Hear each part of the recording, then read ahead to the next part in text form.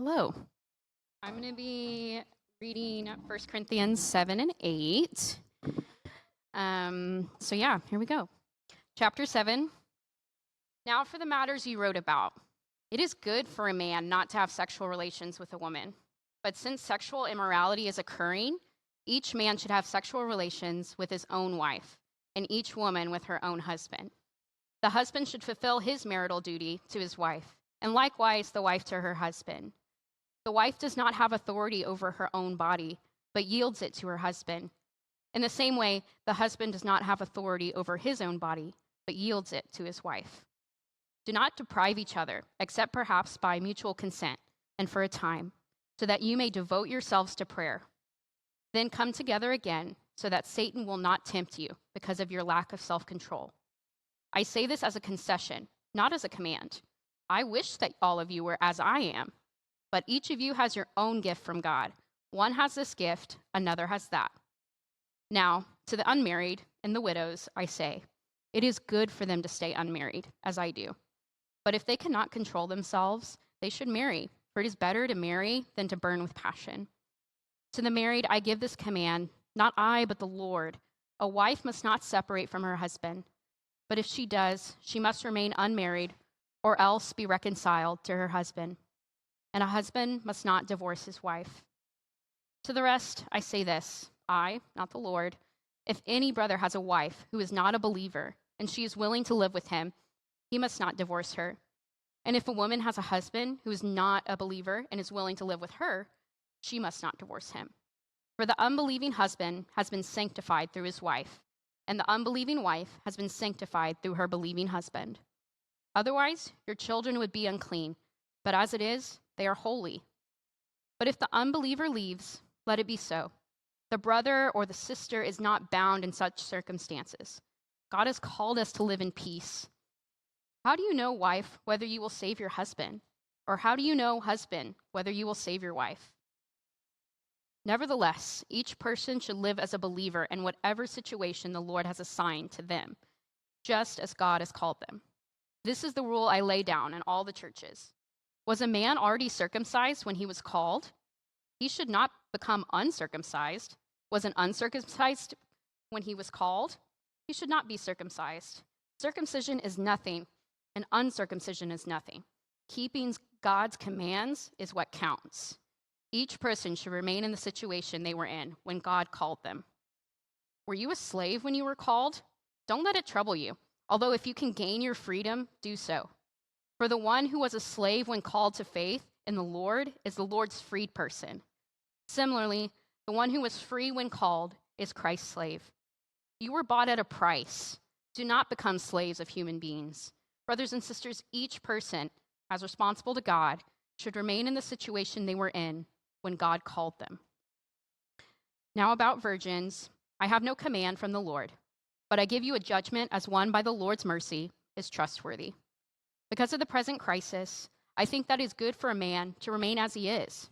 Are you pledged to a woman? Do not seek to be released. Are you free from such a commitment? Do not look for a wife. But if you do marry, you have not sinned. And if a virgin marries, she has not sinned. But those who marry will face many troubles in this life. And I want to spare you this. What I mean, brothers and sisters, is that the time is short. From now on, those who have wives should live as if they do not. Those who mourn, as if they did not. Those who are happy, as if they were not. Those who buy something, as if it were not theirs to keep. Those who use the things of this world, as if not engrossed in them. For this world, in its present form, is passing away. I would like you to be free from concern. An unmarried man is concerned about the Lord's affairs, how he can please the Lord. But a married man is concerned about the affairs of the world, how he can please his wife, and his interests are divided. An unmarried woman or a virgin is concerned about the Lord's affairs. Her aim is to be devoted to the Lord in both body and spirit. But a married woman is concerned about the affairs of this world, how she can please her husband. I'm saying this for your own good, not to restrict you, but that you may live in a right way, an undivided devotion to the Lord. If anyone is worried that he might not be acting honorably toward the virgin he is engaged to, and if his passions are too strong, and he feels he ought to marry, he should do as he wants. He is not sinning. They should get married. But the man who has settled the matter in his own mind, who is under no compulsion, but has control over his own will, and who has made up his mind not to marry the virgin, this man also does the right thing. So then, he who marries a virgin does right, but he who does not marry does even better. A man is bound to her husband as long as he lives. But if a husband dies, she is free to marry another as she wishes. But he must belong to the Lord. In my judgment, she is happier if she stays as she is. And I think that I too have the Spirit of God. And then chapter 8. Now about food sacrificed to idols. We know that we all possess knowledge, but knowledge puffs up while love builds up. Those who think they know something do not yet know as they ought to know. But whoever loves God is known by God. So then, about eating food sacrificed to idols, we know that an idol is nothing at all in the world, and that there is no God but one. For even if there are so-called gods, whether in heaven or on earth, as indeed there are many gods and many lords, yet for us there is but one God, the Father, from whom all things came and from whom we live. And there is but one Lord, Jesus Christ, through whom all things came and through all whom we live. But not everyone possesses this knowledge. Some people are still so accustomed to idols that when they eat sacrificial food, they think of it as being sacrificed to a god. And since their conscience is weak, it is defiled. But food does not bring us near to God. We are no worse if we do not eat, and no better if we do. Be careful, however, that the exercise of your rights does not become a stumbling block to the weak. For if someone with a weak conscience sees you, with all your knowledge, eating in an idol's temple, won't that person be emboldened to eat what is sacrificed to idols? So this weak brother or sister, for whom Christ died, is destroyed by your knowledge. When you sin against them in this way and wound their weak conscience, you sin against Christ. Therefore, if what I eat causes my brother or sister to fall into sin, I will never eat meat again, so I will not cause them to fall.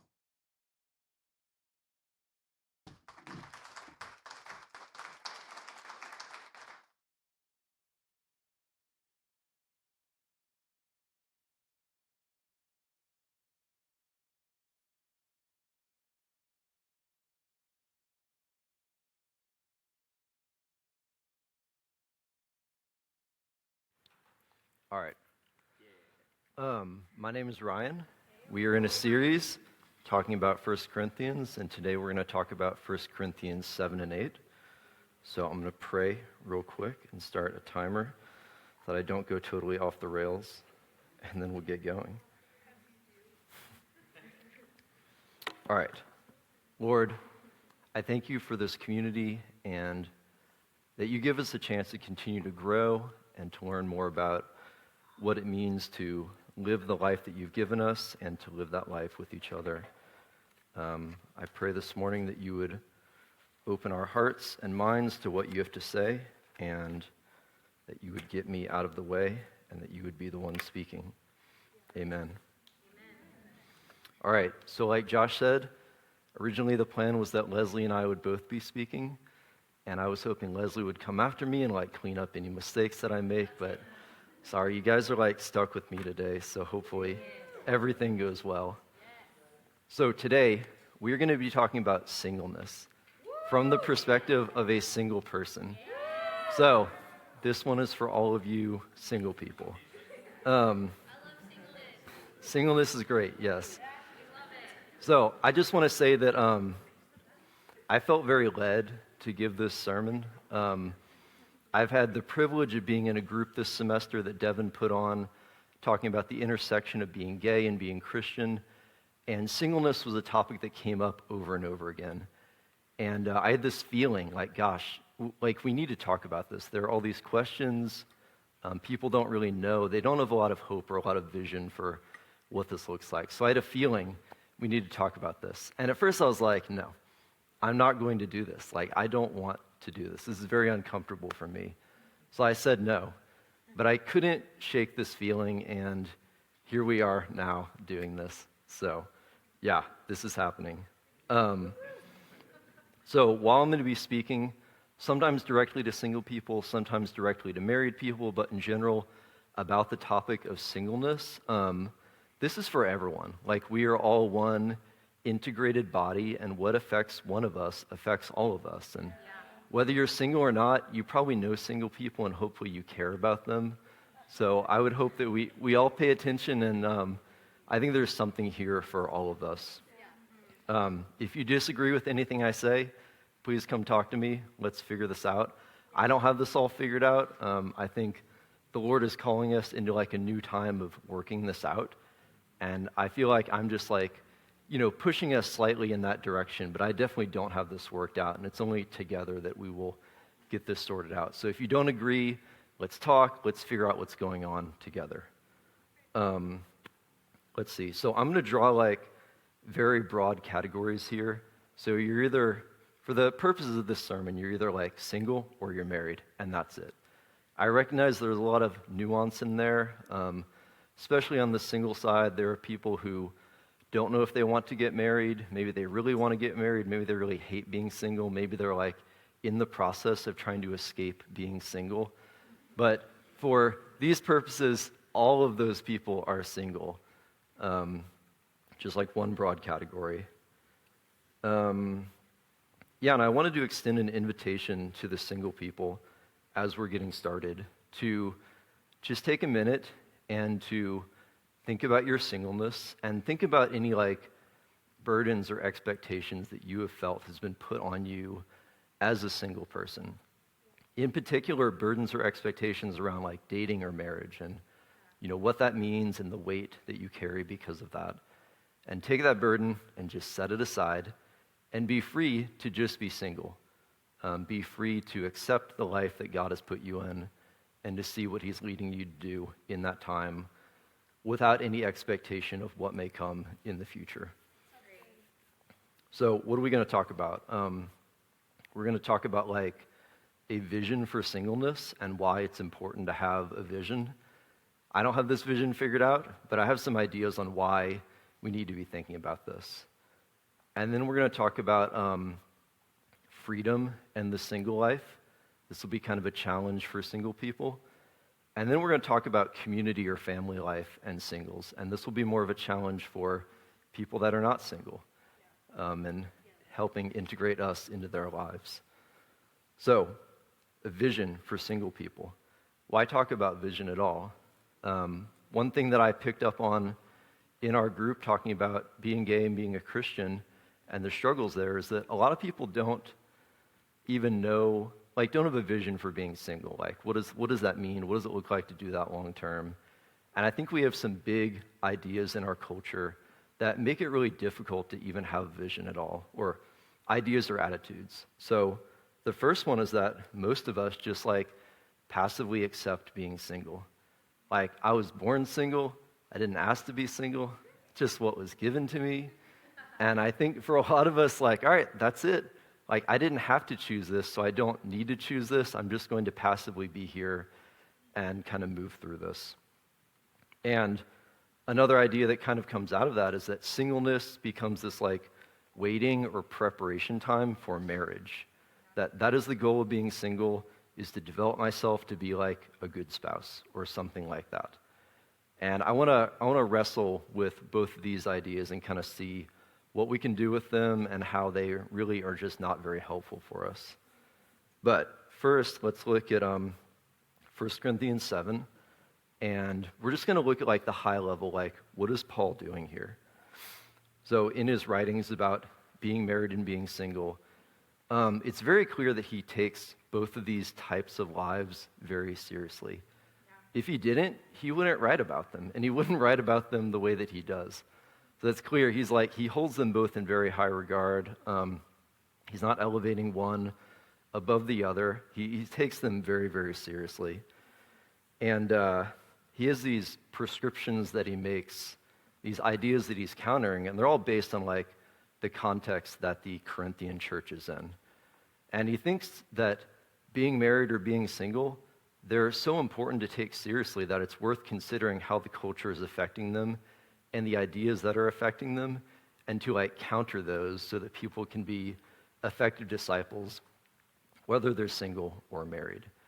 And we may not be a part of the Corinthian church. We may not live in that time frame. We may not live in that same area, but we can still take Paul seriously in that we need to look at what's going on around us, and we need to see how are the ideas around us, how are the attitudes around us affecting the way that we live as single people or married people, and what do we need to do to counter those? Like, what is the prescription that we need? There's one thing kind of funny about this that I wanted to point out. So the first verse of 1 Corinthians 7 is something like, Paul's saying like, so you're saying like it's good for a man not to have sexual relations with a woman. I'm like, who was talking to the Corinthian church that married people were like bragging to Paul that they were all being celibate? Like, this is like one of the ideas that Paul was trying to counter. And I'm not going to talk about that, but I think it's really funny that someone in the Corinthian church thought this was such a good idea that they wrote to Paul being like, hey, this is what we're doing. And Paul's like, what is wrong with you? Like, what are you thinking at all? Yeah, so I thought that was funny. I hope all of you think that's funny too. All right, so we're going to go back to these like two big ideas that I think we need to wrestle with. And the first one is this idea that we passively accept being single. And I think this is kind of like a unspoken idea, and I'm going to wait for the train to go by.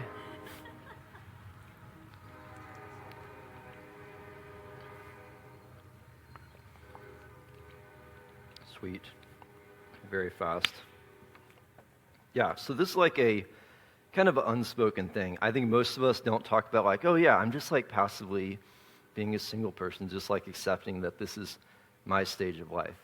If anything, it's the not talking about it that indicates that we're passively just being here and not really caring and not like actively seeing what does it mean to be single and follow Jesus. You know, we arrive here, most of us passively spend our time here, and sometimes we like passively find ourselves exiting being single. We might passively realize that we started dating someone and not even know how we got there. And hopefully we don't passively move any further past that. I think, you know, in our community, we do a really good job of like creating these active structures around relationships and engagement and marriage. But where's that active structure around being single? Like, where is God to decide for being single? We don't really think of it that way. It's just like this state that we're in. You know, if we look at the things that Jesus asks us to do, the ways that he describes living life, talks about loving the Lord your God with all your heart, your mind, and your soul. Loving your neighbor as yourself. This idea of like losing your life so that you can gain it. This idea of taking up your cross daily. These are not like passive things that you accidentally do or you just happen to do. These are all very active things that we must decide to do on a daily basis. So if that's like the model of following Jesus, then why would being a single person be any different? Why aren't we like actively choosing the single life that we've been put in and actively choosing how to follow Jesus as single people? We can't accept that Jesus calls us to all these active things and then just passively be single and not see the different gifts that he's given us and the different ways that he's called us to live out our singleness.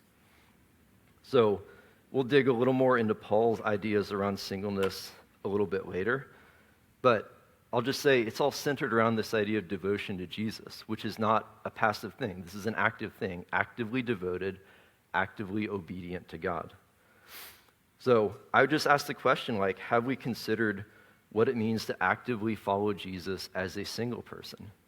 As I thought about this, honestly, the first thing that came to mind is like, well, if I'm following Jesus as a single person, the main thing is like, I'm not having sex with anyone, and that's it. That's like the most active thing I'm doing.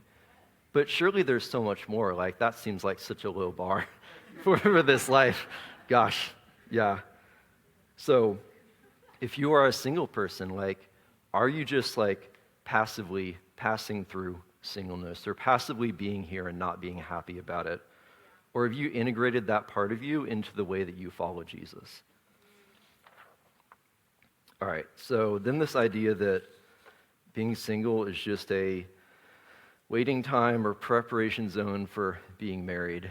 And I think this is one that we more speak about actively, sometimes implicitly, sometimes explicitly, this idea that marriage is kind of the end goal. It's where we go for fulfillment or wholeness. And like, if I'm developing myself as a single person, if I'm like serving as a single person, it's so that I can be more attractive as a mate, it's so that I can be like a better spouse.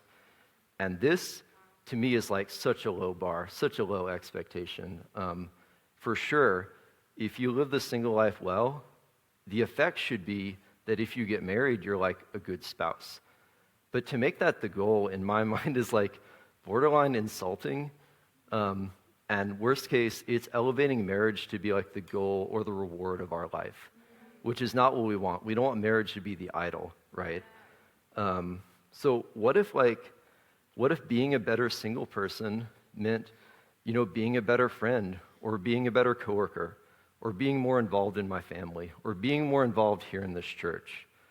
Or just like looking at the life that God has given me and living a more healthy whole life, because that's being a good steward of the life that God gave me. Not because it makes me a better spouse, but because God has given me a life and he's called me to steward it well. I think Jesus invites us as single people to grab a hold of the life that he's offering us and bring it into all of these areas. And if the side effect is that you become a good spouse, great. If you don't ever get married, then cool. God is still going to work cool things through all these areas of your life, and it's still really important that you're seeing the way he's moving and working in these areas. Yeah. Jesus reminds us that marriage will not exist in heaven.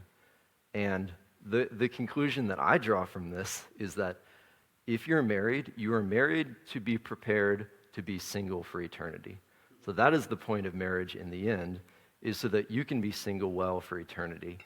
And if you're single now, you're like skipping ahead. You are already in the phase of preparing for what we will all be in eternity. So be encouraged. Jesus tells us that I've come that you may have life and have it to the full. But he doesn't say once you get married, like he's just offering that to us right now. He also says, I'm the vine, you're the branches. If you remain in me and I in you, you will bear much fruit. But apart from me, you can do nothing. Jesus puts no like preconditions or stage of life conditions on these gifts that he offers us. You don't have to be married to accept the life that Jesus is giving you. You don't have to be dating someone to bear the fruit that Jesus is offering. Wherever you are right now, Jesus is for you, and the life that he's offering is for you, and you don't need to change anything or do anything different to accept that. I don't need to be married to live a whole, fulfilled life in Jesus. That's what he promises me right now. All right, so we're going to talk about freedom and singles now. So this will be like a little more practical, maybe, kind of moving on from like the high level vision to like a more specific part of the life of being a single person. So what does freedom mean in the single life? Me as a single person, I can make all these decisions by myself, right? I can choose how I spend my time, how I spend my money, what I do with my resources, who I'm giving my attention to. If I want to come home from work and do like nothing at all and don't talk to anyone, great, I can do that. No one will be upset. If I want to have like back-to-back hangouts with people after work and not get home till like 10 p.m., cool, I can do that. No one will be upset. I might be tired, but I'm like bearing the price, the penalty for all of that. There's no one I have to ask about that. So I have like tremendous freedom and flexibility in how I spend my time. And it seems like that's the case. It seems like I have all this freedom, but I think that as we look at what it means to follow Jesus as a single person, we may find that like our freedom is actually much more limited for the good of our community and the good of ourselves. I think that this freedom that we have, it really is a great gift that God has given us, but it's also a great responsibility and a great opportunity that Jesus is extending to us. So what does 1 Corinthians 7 have to tell us about this? So in 1 Corinthians 7:8, he says, Paul says, to the unmarried and widows I say, it is good for them to stay unmarried as I am. So Paul is like, kind of holding up himself as the person to be like as a single person, which is honestly like frightening. Like Paul is super hardcore. I don't think I could ever live a life like Paul does. That's the standard of how I use my freedom. That's like frightening to me. He also says, an unmarried man is concerned about the Lord's affairs. How can he please the Lord? Or how he can please the Lord. And then an unmarried woman or virgin is concerned with the Lord's affairs. Her aim is to be devoted to the Lord in both body and spirit. I am saying this for your own good, not to restrict you, but that you may live in a right way, in undevoted devotion to the Lord. So I would ask, like, have we taken seriously Paul's suggestions for how devoted singles should be to the work that the Lord is doing? I think we take seriously how much freedom or how much control I should have over my own freedom, but do we take seriously how much of our freedom we should be giving back to God and allowing Him to control? Does this match our vision for how we individually and as a community spend time as single people? So if we look at chapter 8, I think there's also something here for us. So in the context, Paul is talking about this idea of food sacrificed to idols, which isn't quite what we're dealing with, but I think the spirit of what he's saying in his point at the end is really relevant to us. So I'm going to do like a slight translation, different reading, hopefully not committing heresy here. We'll see. If we can substitute food sacrificed to idols with free time spent on myself and kind of put that in your mind, then I think this will make sense. So I'm going to read 3 verses from the end of that chapter. If someone sees you, the one who has free time, watching Netflix, won't his weak conscience be encouraged to excessively watch Netflix? So the weak person, the brother or sister for whom Christ died, is ruined by your freedom. Now, when you sin like this against brothers and sisters and wound their weak conscience, you're sinning against Christ. Therefore, if watching Netflix causes your brother or sister to fail, I will never again watch Netflix so that I don't cause my brother or sister to fall. The point here is that the way that I spend my free time, the choices that I make, they are not just about me. They don't just affect me. They affect the people that I spend time with. They affect the people that observe my lives. They affect this whole community and my family and my coworkers. And everyone whose life is integrated with my life is affected by the way that I spend my time. And because I have all this extra free time, I have even more responsibility for using my time well and, just making sure that it is affirming to other people and not bringing other people down, not causing other people to stumble. So I would just ask, especially if you're single, have you considered, as you spend your free time, as you think about how you spend your free time, how it affects the other people in your life, how it affects the people in your community? So where do we go from here? Some questions to consider about this. What effect does the usage of our freedom have on our community, on other single people, on married people? Is my use of free time encouraging married people or making married men regret giving up some of that freedom to get married? Is it strengthening marriages or is it kind of contributing to them not being as strong? Are we mindful and strategic in using our free time to build up the body and actually rest? I don't have many super practical suggestions on what to do here, except for this. Spend time studying the life of Jesus, reading the Gospels, studying the person who perfectly models how to do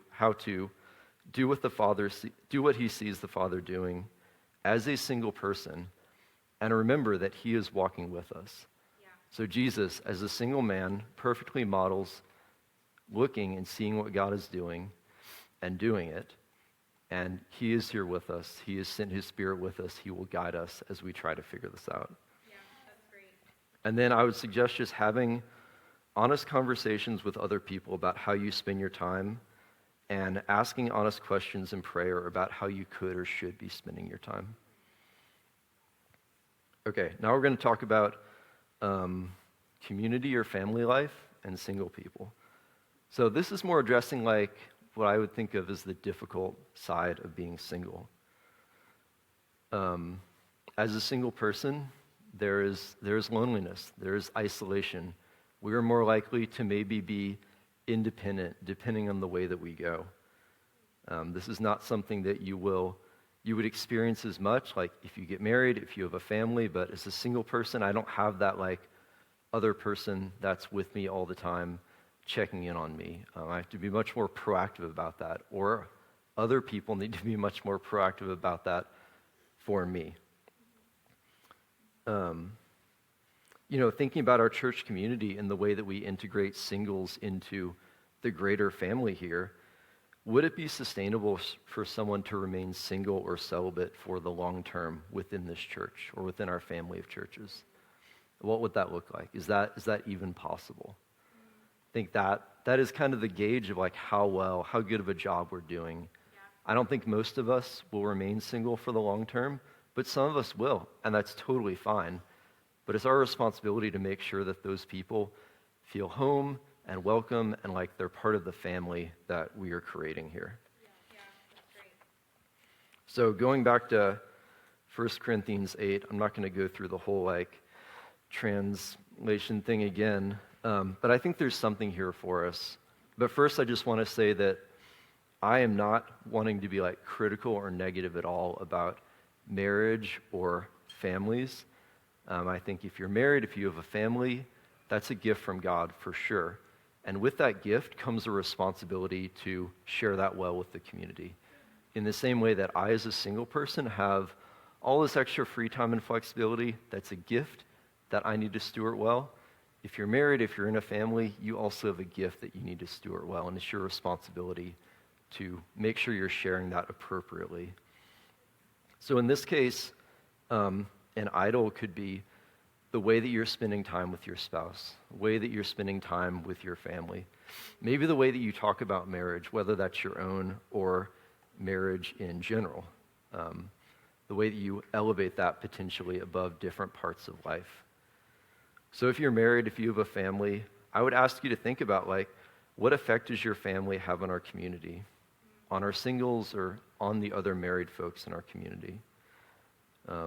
Are you contributing possibly to single folks or folks in struggling marriages to feeling despair or loneliness and contributing to them feeling like they're in a less than family state in this church? Or are you building up those who feel relationally disconnected or unanchored and giving them a seat at the big living room table that we're building here and even the real living room table at your house? Are you pulling them into family and making them feel like they're home? Yeah, that's great. So what do we do with this? For married folks, people with families, I would just ask you to think about your relationship with your family and how does it affect the people in your lives and how does it affect this community? Is it contributing to our collective body and people feeling like they belong or our family? And then again, I would encourage you to go back to the Bible, go back to the Gospels and study the life of Jesus, who so well modeled showing love and creating family out of people that normally would not want to be family with each other.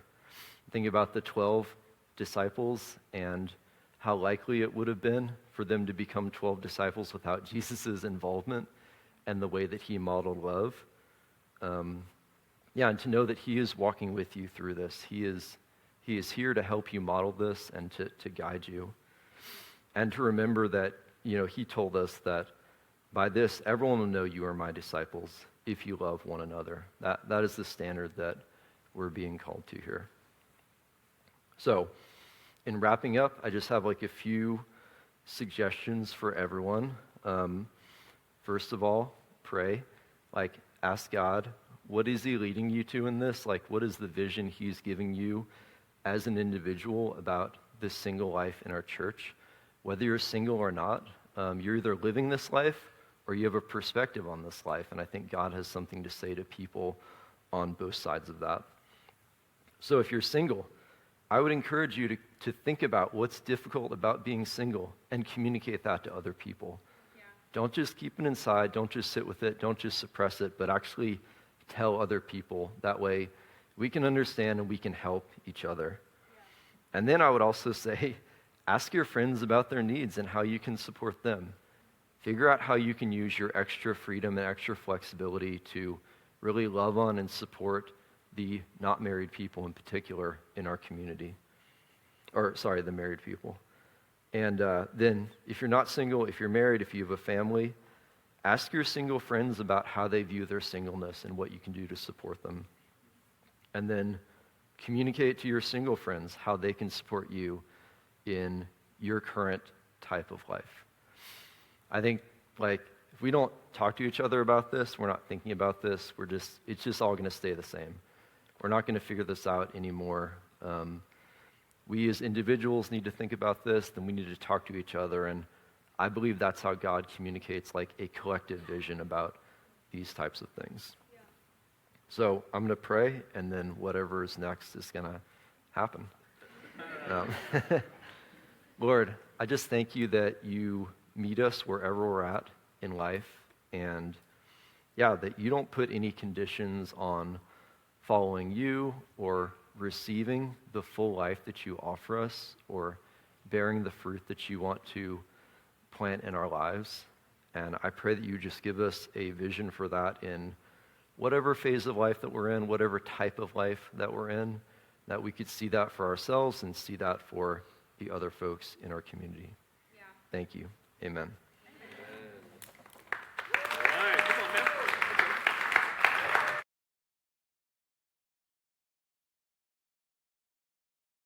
So I'm the next thing. So I'm back. I wanted to talk about giving today, and specifically, if y'all remember from last week, I wanted to talk about that question that JVR posed to us when he was giving his sermon about the First Corinthian church. And this question was meant for reflection, not to shame us, but to encourage us to think about kind of how we operate as a church. So he asked, if this body disappeared tomorrow, would the people from Denton notice our absence? And he also asked this question on an individual level as well. But I think this question was meant to challenge us and to encourage us because, when Leslie then gave the financial review afterwards, she showed kind of the breakdown of that budget, and it was, I think the Spirit really convicted me, because if we can't meet our basic financial needs, we all saw the budget. There was not a bunch of bells and whistles. It wasn't 50% to confetti every week, So I think, if we can't meet those basic financial needs, how can we continue to bless Denton, and expand our involvement in this community, in the greater Denton community in the future? So I think that question is really helpful to get the gears turning. I think it's really tempting for me to first feel ashamed and be to want to measure my worth as with the impact on the Denton community, which I don't think that was the goal. But I want to encourage y'all to not shame is not from the Lord. So, to dismiss it, send it back to hell. But also, it's even more tempting for me to think that other members of this body will pick up the slack for me when it comes to giving, because I can think I'm a young girl, I'm only 23.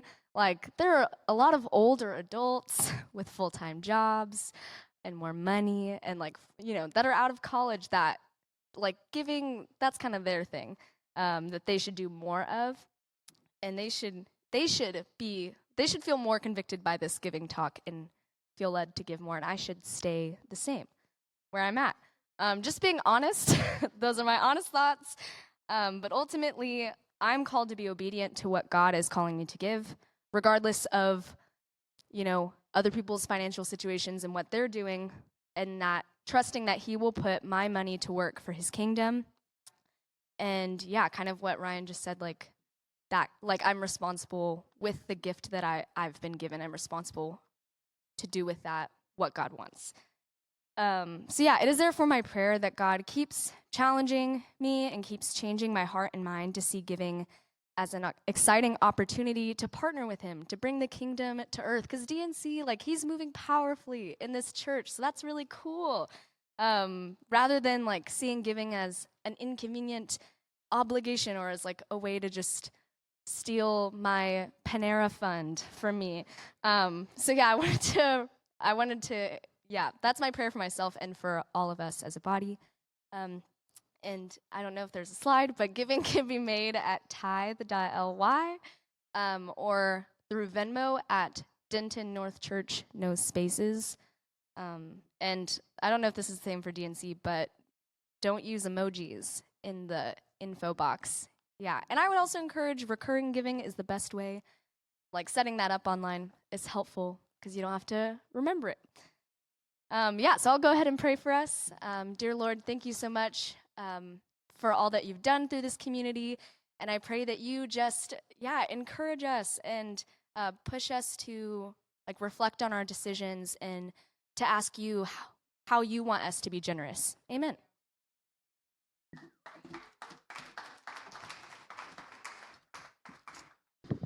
Thanks, Clarissa, and thank you, Ryan, for that sermon today, the half a sermon. He filled up the time, you know what I'm saying? Like, you know, he would have been in trouble for taking up too much time if we had the full plan. Just kidding. I want to remind a couple things, too. Like, obviously, when we read chapters 7 and 8, if you are either a married person or you are hoping that you'll get married, or you just read the chapter at all and notice how much Paul talks about married people, there's obviously a lot of things he says, and our goal with this sermon series so far has been to each 2 chapters pull out the highlights we think are really important to highlight for our community. We want to put attention on, and so that was Singleness was a very important part of that, as well as a lot of cool things Leslie was going to do about both encouraging our married couples or people who are hoping to get married someday, as well as challenging them and kind of marrying some of the, no pun intended, points that Ryan made towards single people to be very similar and slightly catered to married people as well.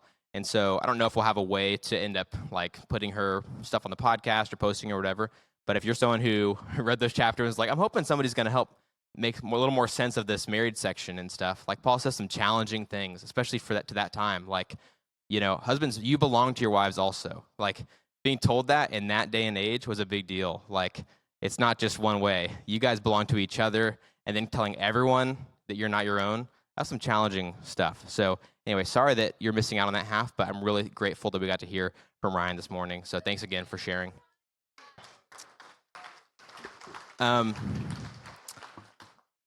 Clarissa reminded me while talking about the financial presentation, I meant to put that on our website this past week, so if you missed it, you can check it out or thumb through it, or if you had a question or didn't get to quite look at some of the numbers as well as you wanted to, I'll put that on our website. It'll just be like at /finances or something easy like that, and it'll be in the menu. We'll do that this week. Sorry about that. And because if you missed that last week or you had some questions, you can check that out, and you can also ask me or Leslie or any of our leaders questions you have about our financial update from last week. Kaylee, can you come up and give some of your announcements wherever you may be? There you are.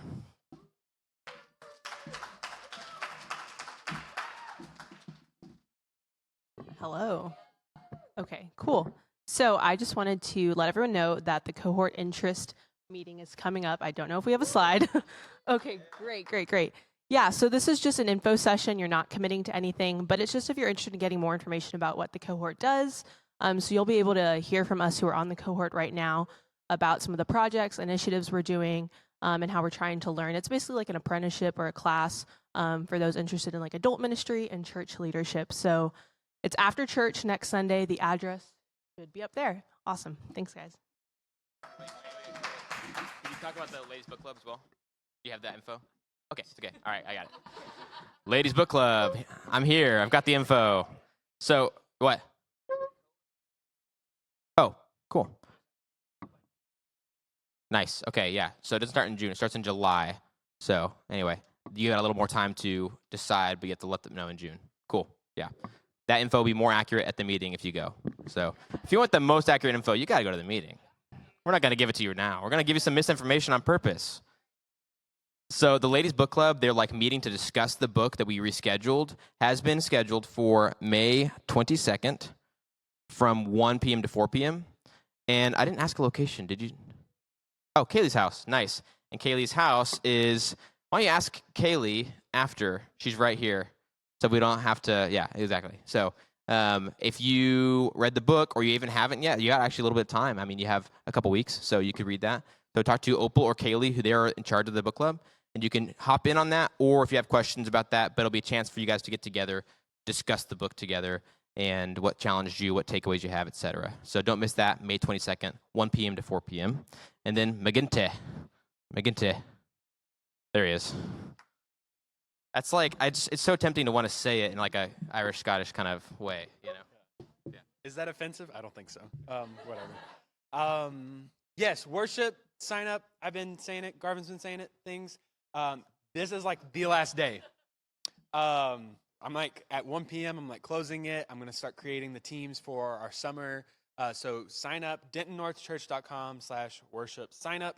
Like you got 1 hour left or something like that. I don't know what time it is right now.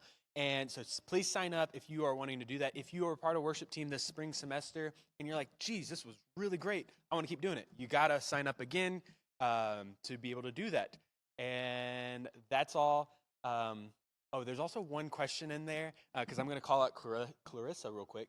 There's one question in there where I ask, why do you want to be a part of worship team? Don't put because. Put some answer there. It was really funny. But yeah, also add that in there too. That'd be great. That's it.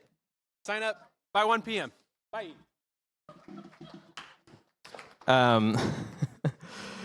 Okay, apparently Sam was offended.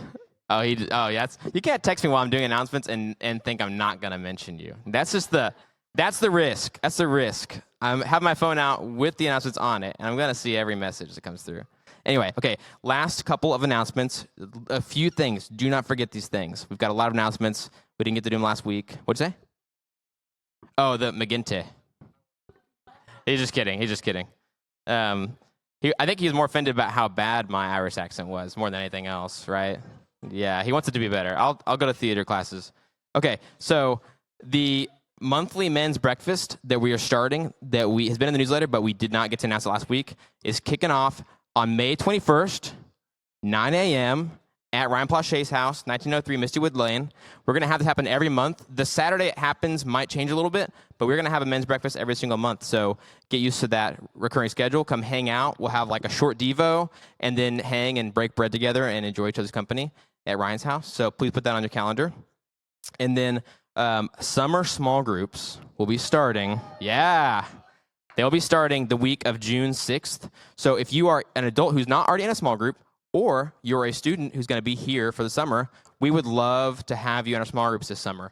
It is such a treat. Every summer we get to have the students be part of our small groups, and some of our small groups like double in size, and we get to hang out with students that we didn't know very well or we haven't hung out with in a while. So please, you're very invited. Some people have already been doing this and signing up even though we hadn't got a chance to announce it. It's just been in the newsletter.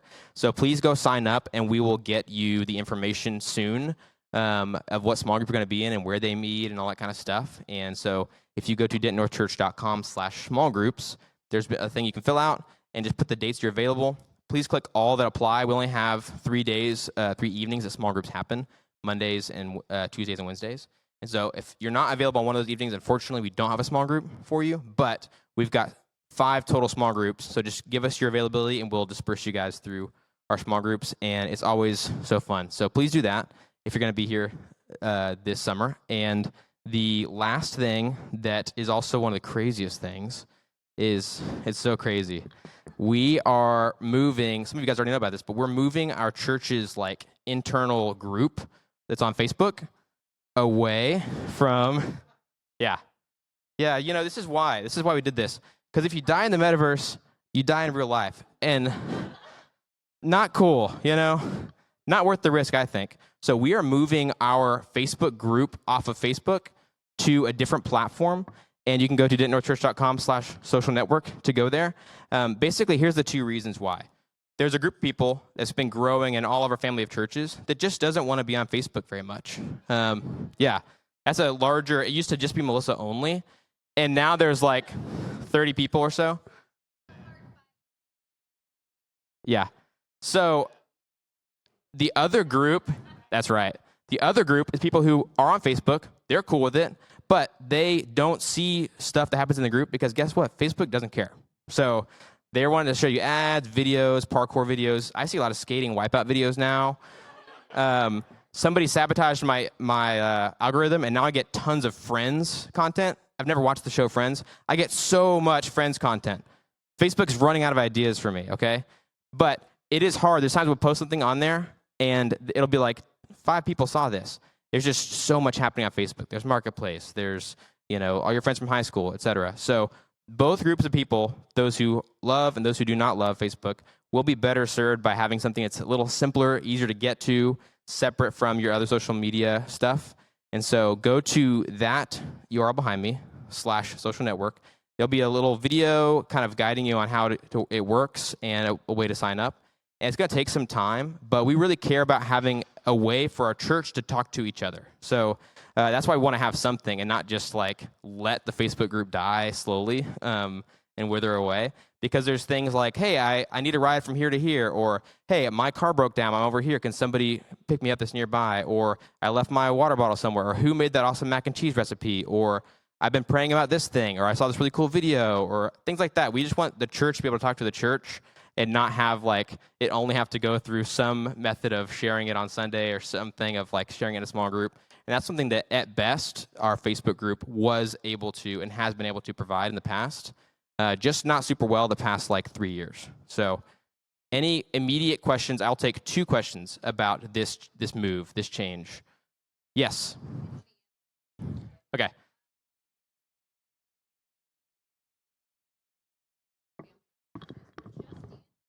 Wow, what a good question. It's almost like Jess knew exactly what to ask. Another cool thing about this platform is that all of our churches are on it, or going to be on it. Yeah. But just like on Facebook, you can just go join only the Denton North Church group. And if you don't want to be seeing tons of stuff about a church that you haven't been to, you can just join the Denton North Church group on there. But if you want to join all of them and see lots of stuff that's happening across our family of churches, you totally can. That's a great question. Do you need a follow-up, Catherine? There is very much so an app, yes.